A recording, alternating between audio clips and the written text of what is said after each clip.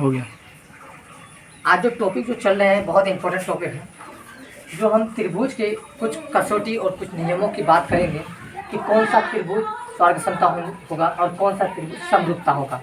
यानी हम लोग बात करेंगे कॉन्ग्रुएंस एंड सिमिलरिटी, कौन त्रिभुज सिमिलरिटी में है और कौन त्रिभुज कॉन्ग्रुएंट होता है, और किस समय और किस आधार पर और किस समय पर ये त्रिभुज आपस में क्या स्वर्ग समता हो जाते हैं और समरूपता हो जाते हैं। तो आगे चलते हैं, हम समरूपता की बात करें। हम पहले स्वर्ग समता की बात करते हैं, उसके बाद हम समरूपता की बात करेंगे। स्वर्ग समता उसे कहते हैं। स्वर्ग समता, देखो ये स्वर्ग समता 3 शब्दों से मिलकर बना है। स्वर्ग प्लस अंग, अंग प्लस समता, ये 3 शब्दों से मिलकर बना है। स्वर्ग मतलब होता है सभी, अंक मतलब सभी अंग, यानी सभी अंग समानता हो, जिसके सभी अंग क्या हो जाए, बराबर हो जाए, सभी पार्ट बराबर हो जाए, तब हम कहेंगे वो त्रिभुज क्या है, स्वर्ग समता है। क्या है, स्वर्ग समता है। अगर मैं यहाँ आपको दिखाने की प्रयास करूँ, आप गौर से देखिएगा, ये मेरा दोनों हाथ है। अगर मैं ये दोनों हाथ को आपस में अगर एक जगह में सटा दिया जाए तो इसमें कोई परिवर्तन नहीं होगा। जस्ट लाइक एक जैसा हो गया कि थोड़ा सा भी ना हिला ना एक जगह, यानी अपनी जगह में अपनी स्थान पर वो अपने आप आकर के चला आया। तो इससे ये पता लगा कि ये दोनों आपस में क्या स्वर्ग समता है। इसी प्रकार अगर मैं इस त्रिभुज की बात करूँ, एक त्रिभुज में इसको ले लेता हूँ और मैं एक त्रिभुज इसको ले लेता हूँ और मैं एक त्रिभुज में ये ले लिए और एक त्रिभुज में ये ले लिए। देखिएगा यहाँ, अगर मैं इन 2 त्रिभुज की तरफ में देखता हूँ तो ये त्रिभुज एक जैसा लग रहा है, यानी इसका आकार और आमाप। अगर मैं आकार की बात, अगर आकार को देखूं और मैं इसके माप को देखूं तो हमें ये नज़र आता है कि ये क्या है, बराबर है। यानी क्या है, ये अगर मैं इस एंगल को उठा करके इस एंगल में अगर सटा दूं तो हमें ये अपने आप बैकअप में आ जाएगा, यानी ये आपस में सट जाएंगे, जरा सा भी बड़ा नहीं हो जाएगा। और मैं अगर इसकी तरफ देखूं, ये हमें बड़ा लग रहा है, इसका आकार में क्या है, बड़ा है, और जब आकार में बड़ा होंगे तो इसका माप भी क्या होंगे, बड़ा हो जाएंगे। इसी प्रकार मैं इसको इसके अपेक्षा में इसको देखता हूँ तो इसके आकार में क्या है, छोटा है, और माप भी क्या है, छोटा। आप लोग भी ध्यान तो देखिएगा, अगर मैं इसको अगर इसके अंदर ढकेलूँ तो ये आर पार हो जाएगा, यानी उस पार से इस पार हो जाए। हमें ये पता लगा कि ये त्रिभुज क्या है, स्वर्ग समता कतई नहीं हो सकता है, और ये त्रिभुज तो हम क्या कर सकते हैं, स्वर्ग समता।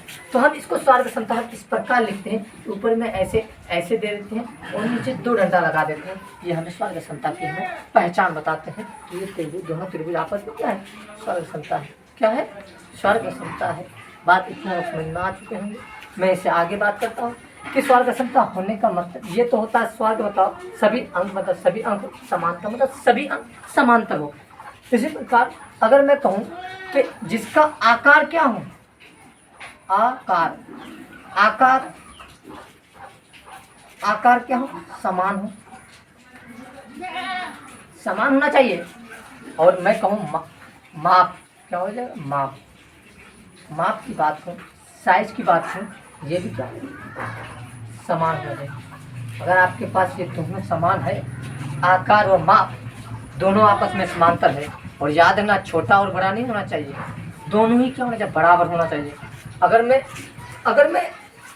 अगर एंगल की बात करूं, ये एंगल इस एंगल की बराबर होना चाहिए।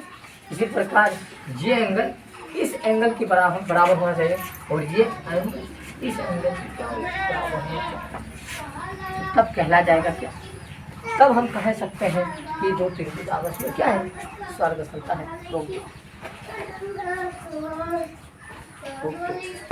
मैं आपको बहुत अच्छी तरह से समझाने के प्रयास कर रहा हूँ कि अगर समझने में कहीं अगर 1% भी, मैं 1% भी आपको कन्फ्यूजन नहीं होने दूंगा इस क्लास में।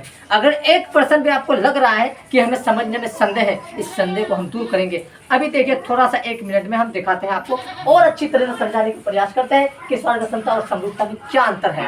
मैं दोनों आपको बुला दे रहा हूँ, दोनों को बुलाते हैं।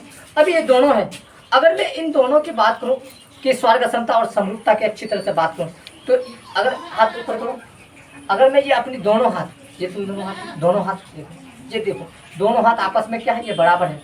ये मान लेते हैं कि ये दो त्रिभुज है, क्या है, ये त्रिभुज है, एक त्रिभुज है, ये एक त्रिभुज है।